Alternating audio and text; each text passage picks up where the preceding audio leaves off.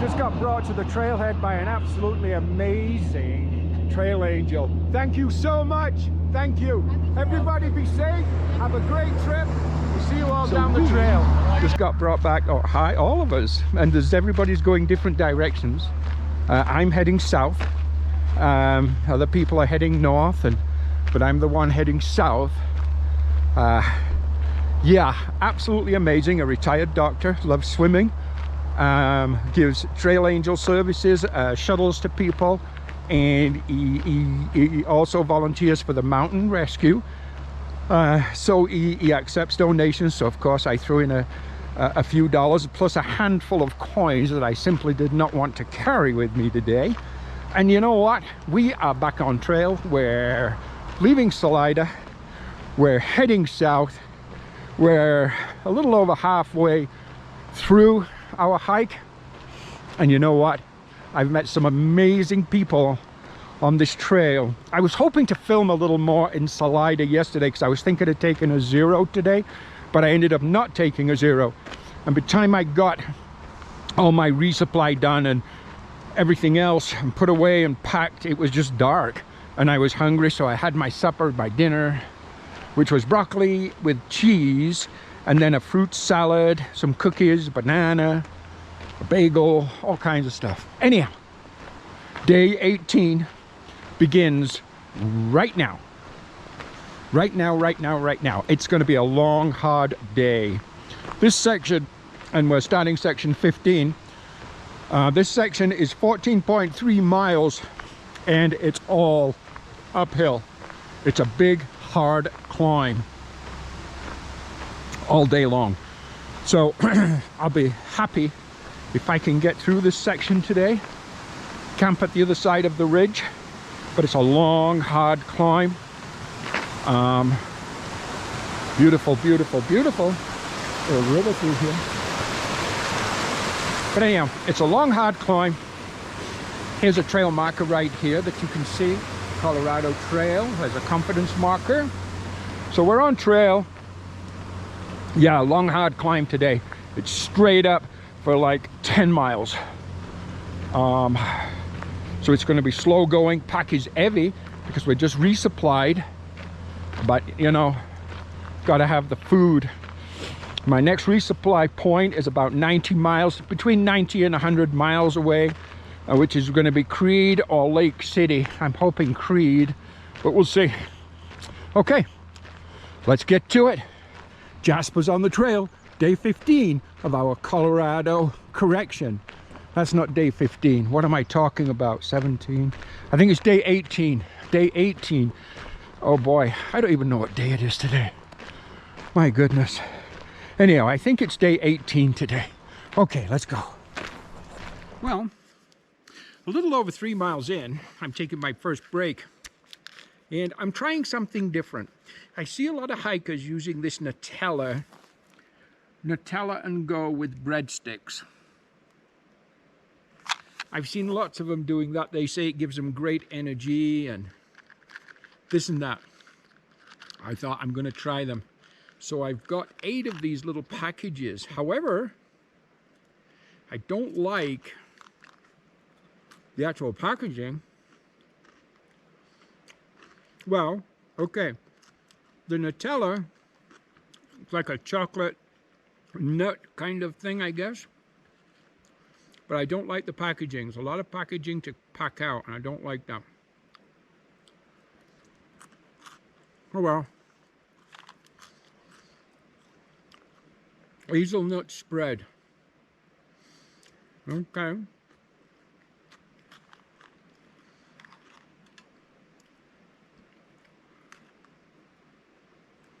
Well,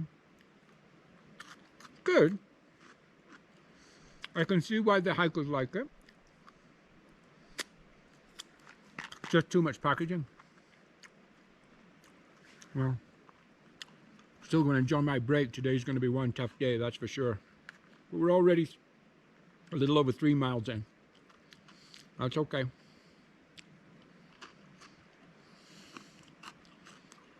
Beautiful sunshine.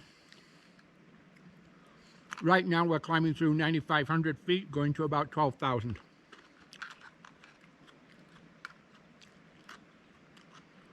So you're going to be thin up there again. Better eat my Nutella. Good.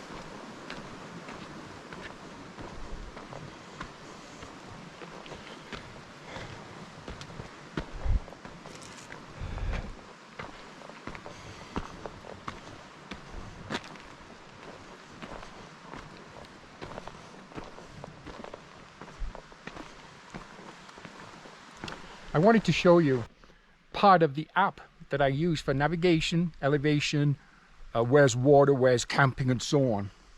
If I get this right. Take a look at this bad boy. So right here, you're looking at the red dot is a destination that I just happen to kind of touch, and it gives me information on it, such as it's 0.4 miles ahead, it's 11,922 feet. Right in the middle, you'll see a blue ball. That blue ball is me. That's me. That's where I am. The kind of blue ball with the white in the middle to the left, that's a water source. And because it's kind of got half of a white color, it means it's kind of a seasonal water source. It's not particularly an all-the-time one. If that kind of white was a full circle, then it would be more reliable. Yeah, I just wanted to give you that information. I'm going to show you some more of that later, but look, once we get to that black area, that black dot on the right with the two arrows, that's a fork in the trail, but that's also the top of the climb, and it's 0.4 miles away. Time is, can you see it? Can you see the time? 12:54? I don't know. Say 1 o'clock. Okay, guys. Whew, the trail. It's been a doozy. Okay.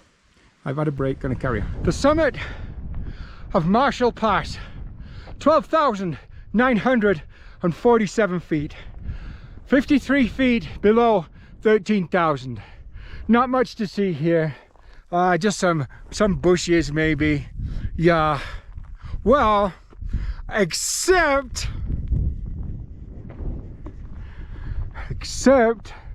that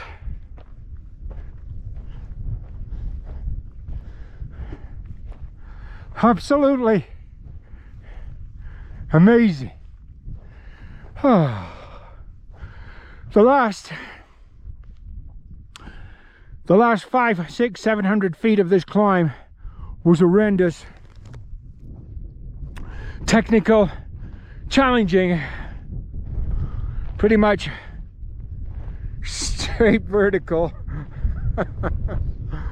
But just take a look at that. Oh my God. Yet, just one more time, I feel like I'm on top of the world. Whew! On top of the world. Oh. Now you'll remember, north of here, several days, 4 or 5 days north of here, we left Twin Lakes and we came to a split in the trail, and we could take the Collegiate Trail East and the Collegiate Trail West, and we elected to take the east. We have now reached the bottom of that split.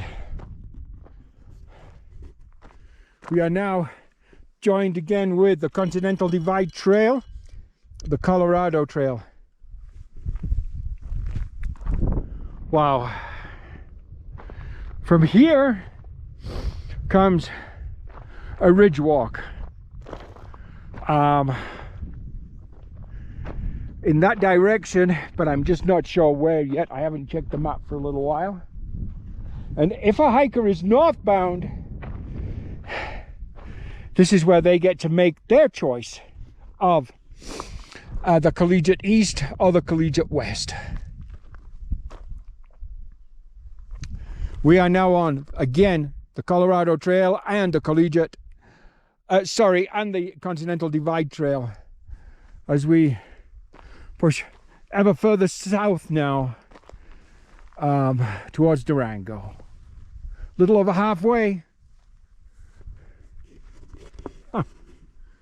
360 degrees all day long. Whew. Okay, let's keep going. Okay, we've moved away from the summit. We're now on a ridge walk with no water up here for a few miles. There's no water on a ridge. But you know what? Just enjoy this for a few moments.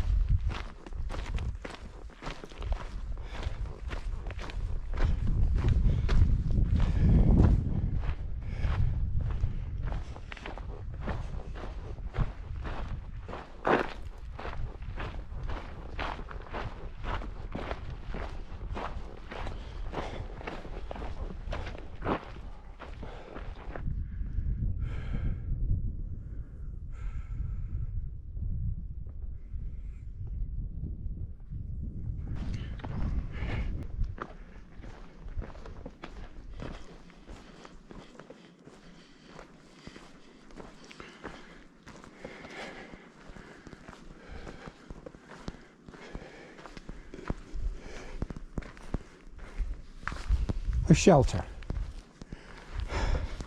This is a shelter on the Colorado Trail. There's not many, unlike the Appalachian, there's not many of these, but there you go. Huh. Okay, let's go. A little over a mile ahead should be a natural pipe spring for my water, and then a bit more than a mile past that we should come to the trailhead that ends section 15, begins section 16. And what I'm thinking is, because I do feel tired today. Last night I didn't sleep good. From about 3:30 this morning, my allergies were going crazy in the hostel, and I just didn't sleep good. And at 4:30 I was sat in the kitchen at the hostel drinking coffee.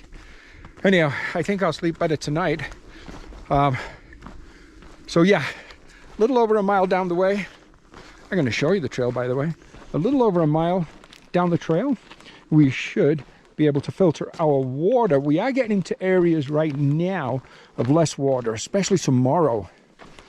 I think there's one water source somewhere in the middle of the day, but it's hard to say. Anyhow, so yeah, we're going to get some water. Carry on another mile and a bit, and get to the trailhead.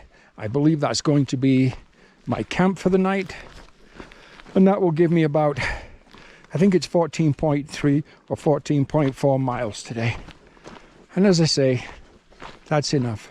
I'm tired. We've done some good climbing today, and that's just fine. Okay. Little update there for the afternoon. Okay guys, tech tip for the day.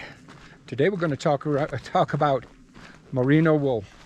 Hey, could be socks, could be undergarments, could be t-shirt like this one. My socks, merino wool, darn tough. It's an excellent, excellent, excellent product. It will keep you warm. It will keep you cool. It washes well. Hang to dry. Don't machine dry. I like merino wool.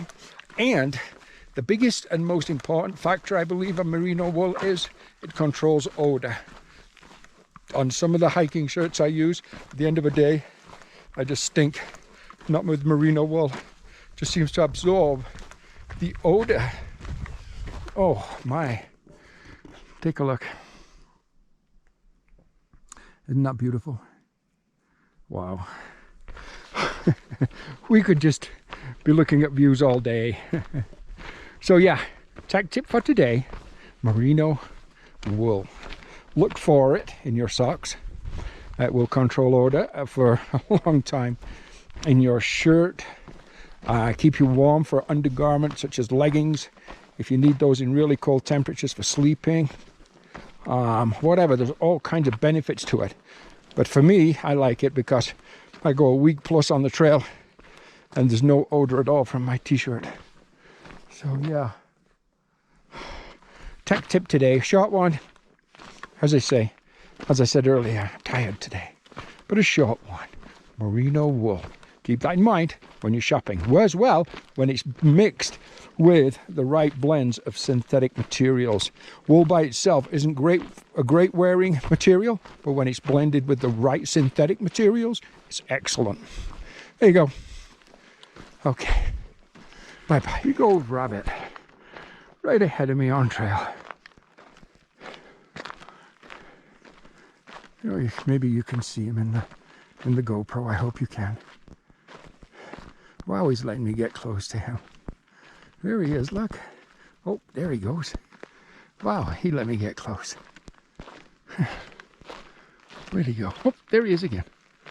Jackrabbit. Look at the beautiful views in the valley and the twisting highway below. Wow. The trail, there's been some dirt bikes come up and down here. This is like, I guess, ATV, dirt bike kind of logging trail, whatever. Oh, look at the peaks in the distance. So I filtered my normal 2.5 liters.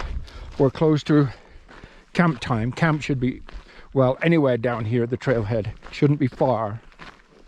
Wow, that looks pretty. Let's just take one more look down into that valley. Wow. Isn't that pretty?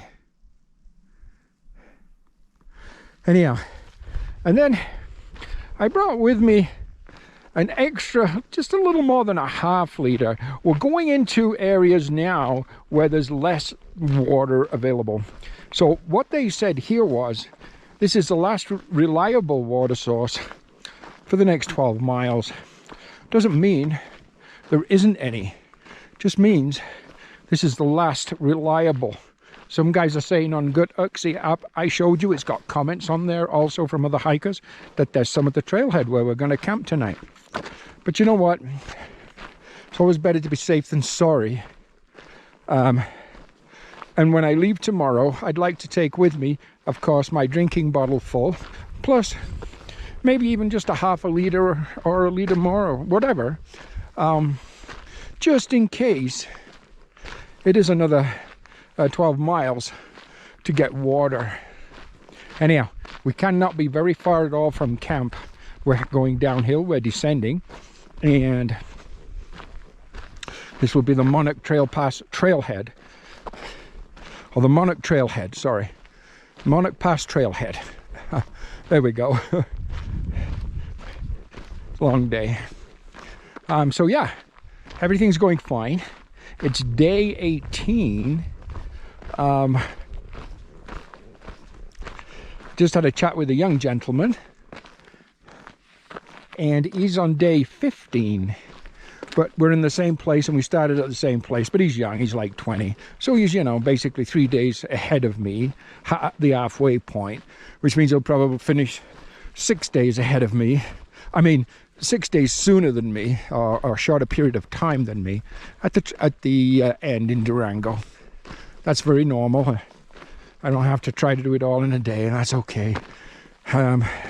When I was planning this trip, I thought 30 to 35 days. And in my mind, I thought, well, I don't even care if it takes me 40.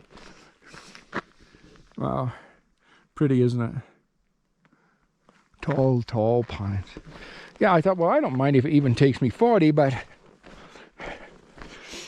you know, when you're on a trail, there's two really, really, really great days. One is when you start the trail. That's an amazing day. And this is a bit of a conflict, because some guys will say yes or no, but an even better day is when you finish the trail. Some guys will say no, the better day is when you start the trail, but either way, I don't know. Good camping through here, I think, on the grass. It's a little slopey, but over there by that fence would be okay. Anyhow, let's see what the trailhead offers. We're almost there. So right over here, there's a big old log by a big old fire pit. And this is where I'm going to set myself up for my dinner. My cook stove, my food bag, my little seat to sit on. Over in the way there, gentleman has just arrived, and it's a camper of some kind behind a pickup truck. Over here, nestled beneath the tall pines as usual, on the grass, nice grass, is my campsite for the night. Now this is at the Monarch Pass trailhead, and there's actually pit toilets here and so on, and parking and all kinds of things, and it doesn't cost anything to camp here. You can just quite legally camp. Okay, this is where I'm going to spend my night. What are we going to have for dinner? I don't know. Let's go see.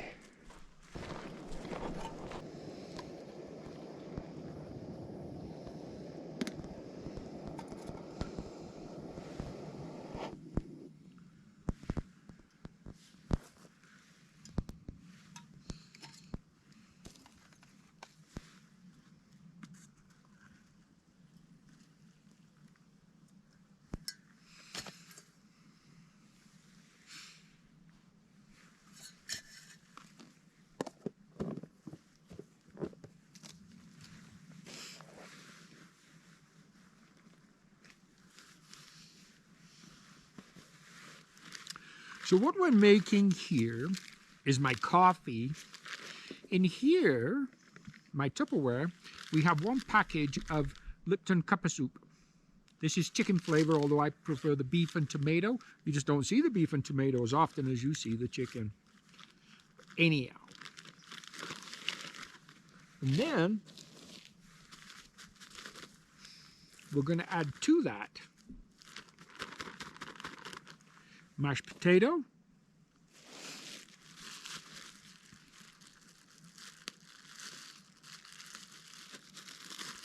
and a whole wheat bagel,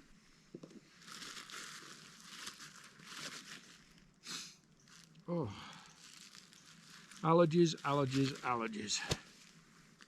Jacket falling to pieces. So yeah.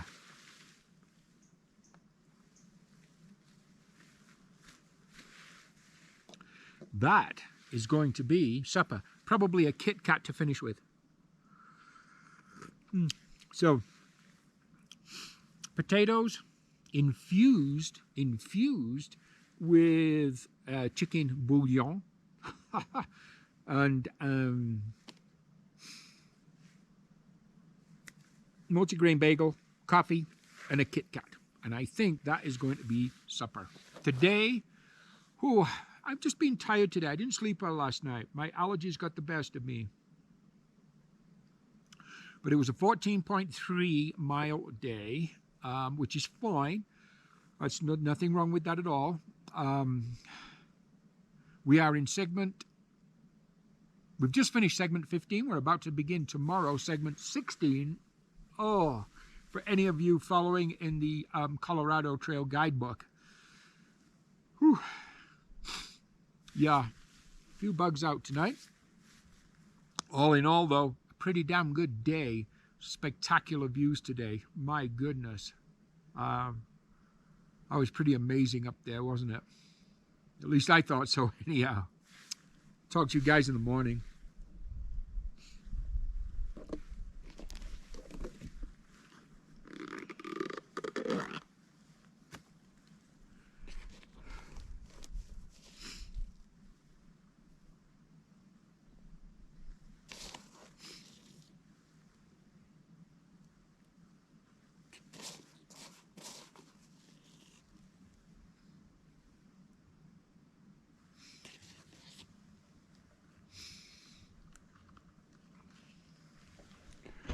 Right down between those trees.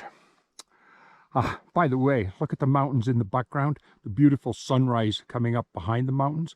But right at the bottom, and I'm not sure, I can't even see it, and the GoPro is not good enough. Right in there are two moose, a bull and a calf. Oh, yeah, well, one is definitely a bull. They're just too far away, but I can see them. I'm going to work my way around a little bit, but one of the problems with a GoPro is the sensor is so small. It's a great action cam, there's no doubt about it. And it takes good still photography at 20.1 megapixels does the GoPro Hero 9, but it's just not very good in low light, unfortunately. But I don't know if we can put ourselves here in a position to see the moose any better. And I'm thinking I can't. Oh, right through there. Right through there. They just stood there, but they're behind the trees. Well, first moose I've seen on this hike. Again, yeah. Unfortunately, the trees are just kind of in the way. But anyhow, there's moose down there. Look at that sunrise. Oh yeah, beautiful. Absolutely beautiful. Okay, let's mosey on down the trail. Good morning, everybody. Well, welcome to day 19. So yes, we saw moose. Well, I saw them. I have no idea if the GoPro was able to pick that up or not. Hopefully we got the sunrise though behind the mountain coming up in the same kind of frame and footage as the moose. So the first moose on trail, pretty cool. Hey, today is day 19. It is Friday, August, oh my God, it's Friday, August the 13th. Oh, I believe in him. Oh well. So it's the 13th of August. Wow.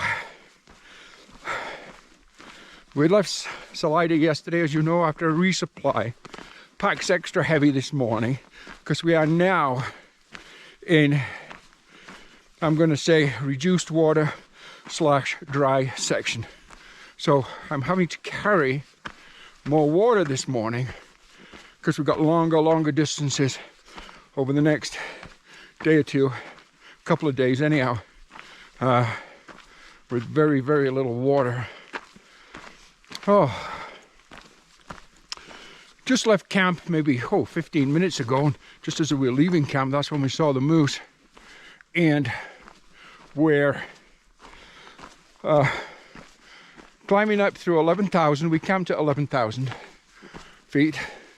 We're climbing up to, or the next climb that we're doing right now is 1,000 foot. It's taken us up to 12,000 feet. The trail this morning, again, foresty right now. Nice kind of compact earth trail. Nice underfoot. Beautiful trees. beautiful forest. I like to start early on a morning.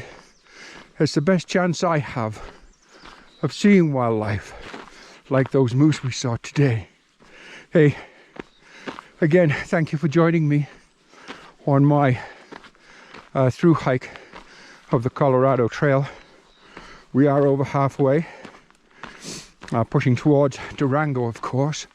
The Colorado Trail runs from Denver. We say Denver to Durango, but it's actually Waterton Canyon, which is, just outside Denver, really. But anyhow, Denver to Durango, the Colorado Trail, 500 miles, 800 kilometers over the top of the Colorado, US Rockies.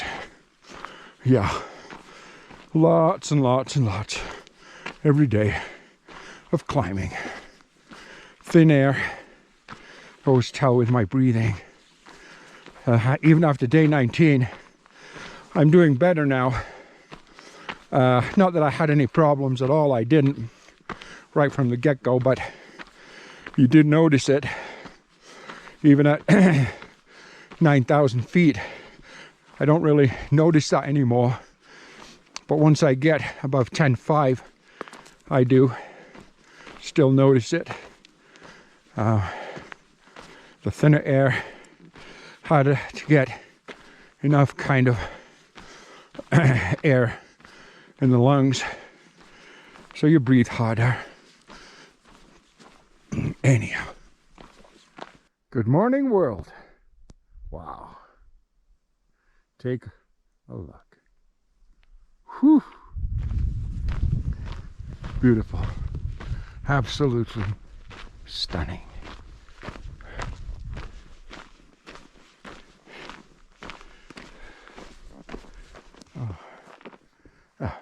Pretty wildflowers everywhere on this trail. Just look at that pretty wildflowers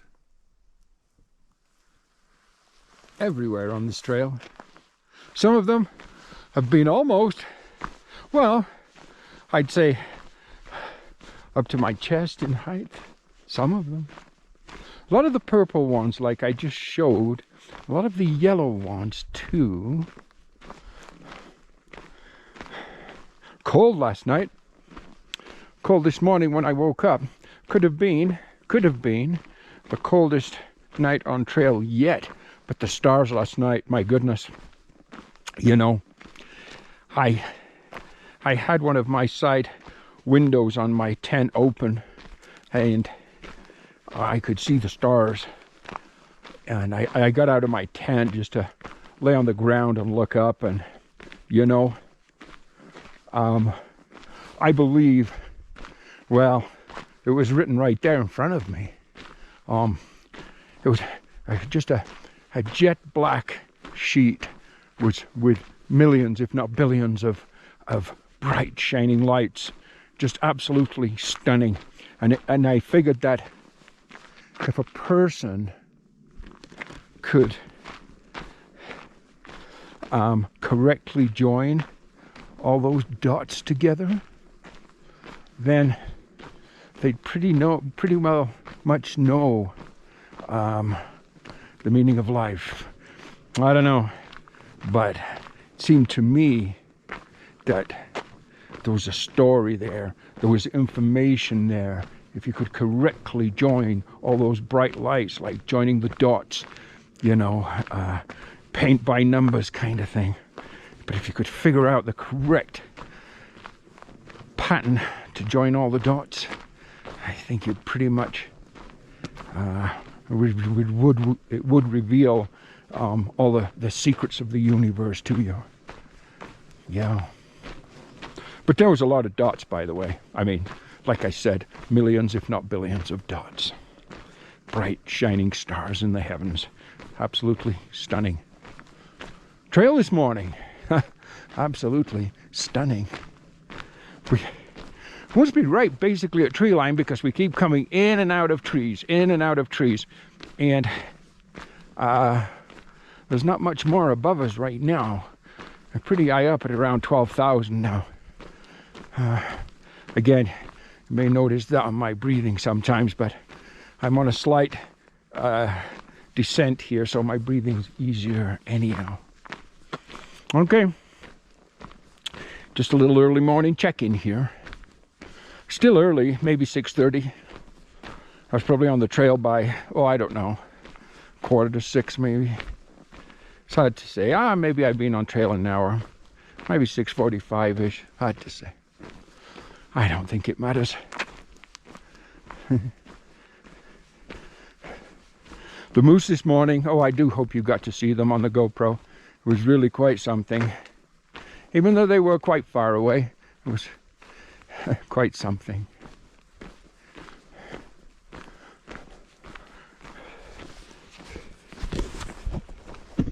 Well, this descent is extremely technical, challenging.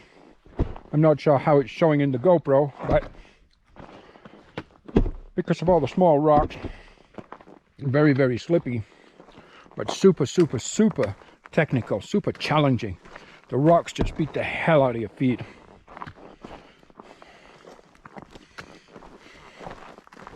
One of the drawbacks right there of the Ultra Lone Peak or Temp or Superior Trail Runner, excuse me, they're not, oh, excuse me, they're not, or they do not offer the best protection on rocky terrain. Oh, look at this trail, beating up all to hell. Whew.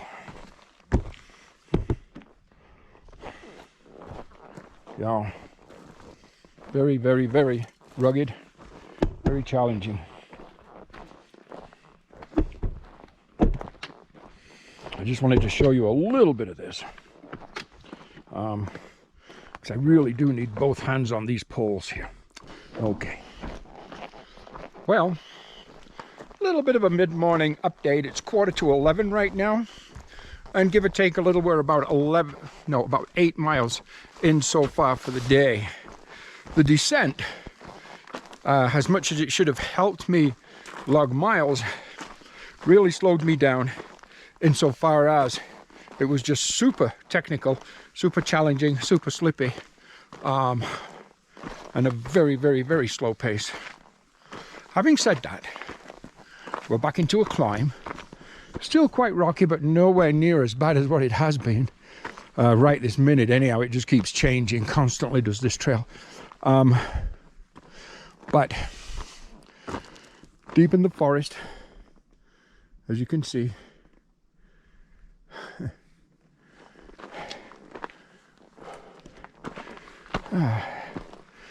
Okay, just a little bit of an update there. At 7.1 miles from here is a stock tank. And that would be an area that I would be able to get water from. I am okay right now for water because we carried extra. But of course we are consuming water. Okay. Back into a steep climb, rocky. I'm gonna have to put you guys away again. That last climb, definitely worth it. Beautiful, beautiful vista, beautiful view, winding dirt road. Oh my, oh boy, it's beautiful. Tall, tall, tall mountain, way, way, way, way in the distance. We're back into the aspen forest. I just love the aspen trees. Again, as I mentioned, oh, I don't know, the other day, a week ago, whatever, they're kind of like our silver birch, except that their trunk is more golden than silver, I would say. I love those.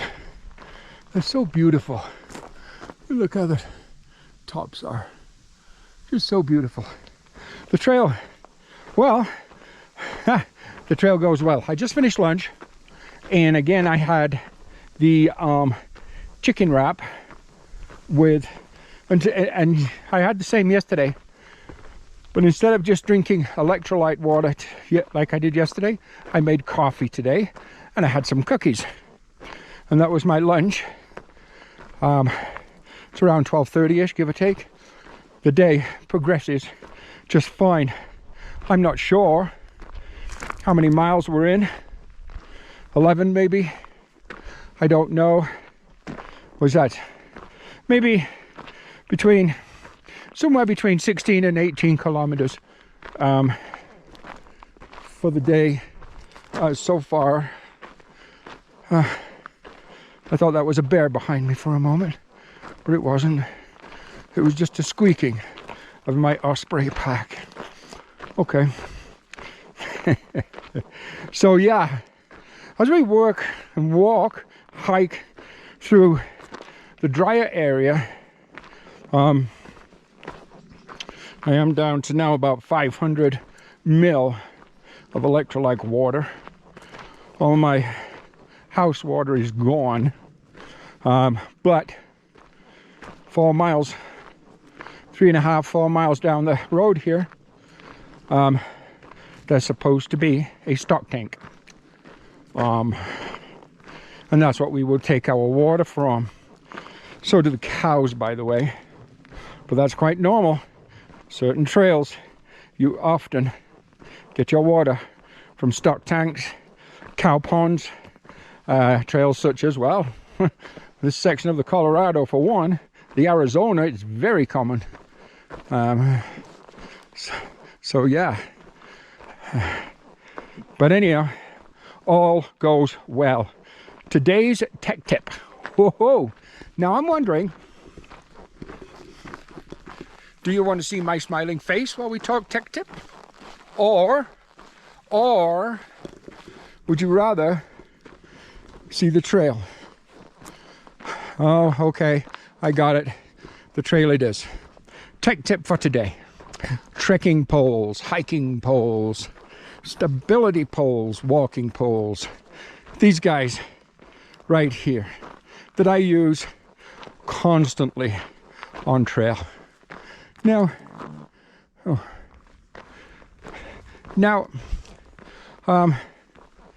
there's essentially, fundamentally, two different compositions, if you will, of trekking poles. There's aluminum and there's carbon fiber.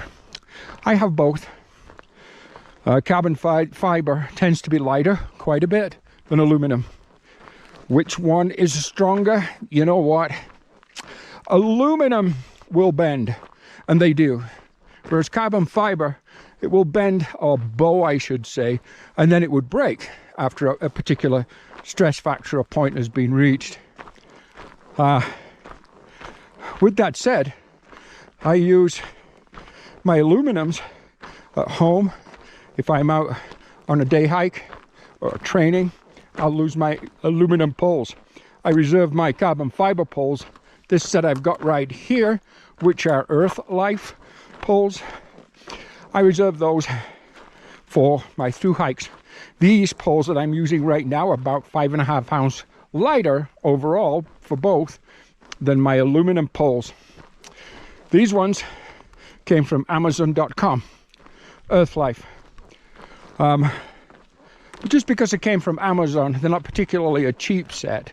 This is about $100 maybe, and you're going to spend that anyhow plus for a decent pair of trekking poles. Does the 5.5 ounce difference between the two poles make a difference? Yes, it does. When you're out here and you've got everything strapped to you and carrying it and so on, 5.5 ounce, well, it's 5.5 ounce. It's significantly over 1/4 pound of weight that you are not carrying by using your carbon fiber poles. Next, there's different clasps. This one is a clam or snap clasp, and I like those better than the twist tension tighteners, if you will. I just don't like twist ones at all, so I go with the clam ones. Again, these are clam adjusters right here. But that's just me personally. A lot of people use twist rather than the clamp, and they're fine with that. People say, well, when you're walking you can pull these open. Well, that's never happened to me yet, but I have had twists fail a lot. It's the same type of thing on my photography tripods. The twist tend to fail far more than the clamp do. Okay, so there you go. Tech tip today: trekking poles. Why do we use them? Stability, balance. It helps prevent injury insofar as today alone, going through those rocky sections, I would have ended up on some very hard, sharp rocks on the ground, probably several times if it hadn't have been. My trekking pole's in my hand right here. I just tripped over a rock.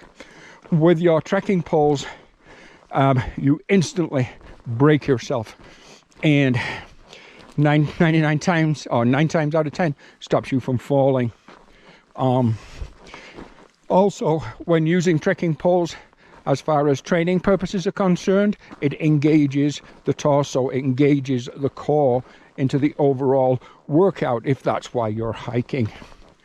Lots and lots of benefits to using trekking poles. Okay guys, that is tech tip for today: trekking poles. I will talk to you in a little bit.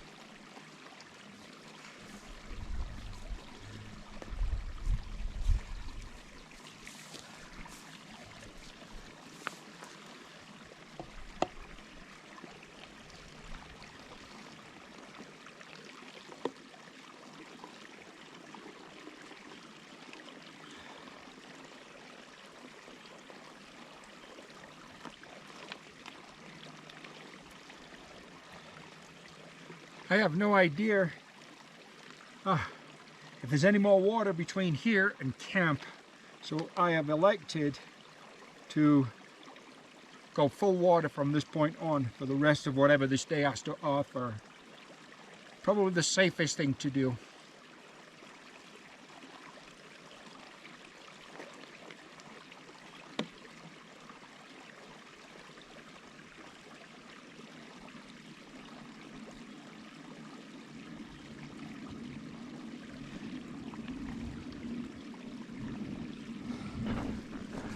Once again, we reach another kind of plateau. We're approaching the end of segment 16. The thunder is rumbling in.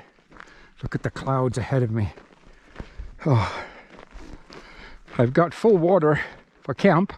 We just filtered that. Lots of good camping around. It's only about, I don't know, 2:30, maybe 3 o'clock. Do I call it a day? That'll be a section done today, section 16, 15.2 miles. That's fine, nothing wrong with that. I'm happy with it.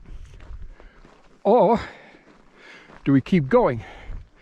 The guidebook says after this trailhead that we're going to come to shortly, no more camping for about 6.5 miles. Now, at this time of day, full pack, pending thunderstorms, that could be a problem. Oh, rocks. That could be a problem. However, on Gut Hooks, guys are saying, no, there's campsites through there, as long as you don't mind camping dry. That means at a camp where there's no water source, which is fine, because we already have our water for camp. So, do we keep going, or do we stop? Just camping just prior, slightly prior, like 0.1 of a mile prior to the trailhead. Anyhow, let's see how we make out here. Let's see what decisions we make, for better or worse. That cell right there is coming right towards us. Right there. Okay. I don't think I can walk faster than it travels, and the winds are starting to pick up a little bit. Okay. Okay.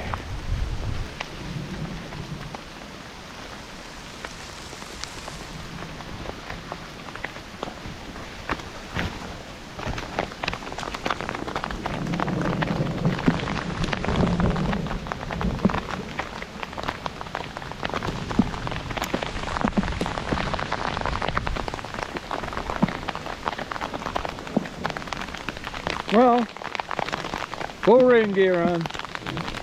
Hail. Look at this. We're hidden in the trees. I got my pack cover over my pack. It's brighter over there, as you can see. The storm's coming right above me. Nothing much I can do right now.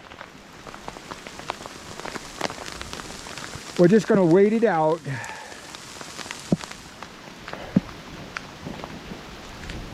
Oh well. Nothing we can do right now. Well guys, that turned into a crazy, crazy storm. It's about 6 o'clock now. If you just look outside a little bit, you still see some of the hail on the ground. And I got a rain jacket drying in the Christmas tree and rain pants drying on my trekking poles. The sun's starting to come back out now. The storm has passed. But it's 6 o'clock. I've had some supper. I need to dry out that rain gear. It came down crazy. I ended up kind of squat between a big log and a tree with all my rain gear on, plus my Tyvek footprint that I use for my my tent. I wrapped that around me and my bag, and we sat there probably a good hour, hour and a half, and then I said I got to get moving. I was getting too cold. So we just kind of grabbed that and just started hiking until I got to this little spot right here, and I thought, you know what, I'm going to just make this home for the night, which I did, which was about an hour ago. So now everything's good. The clothes I've got on now are all dry. My clothes were dry underneath my rain gear. It's all just my rain gear that's all wet. That's what I'm trying to dry out now, but I got really cold. The temperature dropped. Oh my God. Well, the hail is still on the ground, like frozen, so the temperature dropped a lot. Anyhow, I just wanted to fill you in on how day 19, Friday the 13th, came to an end. I'm going to talk to you guys in the morning. Good night.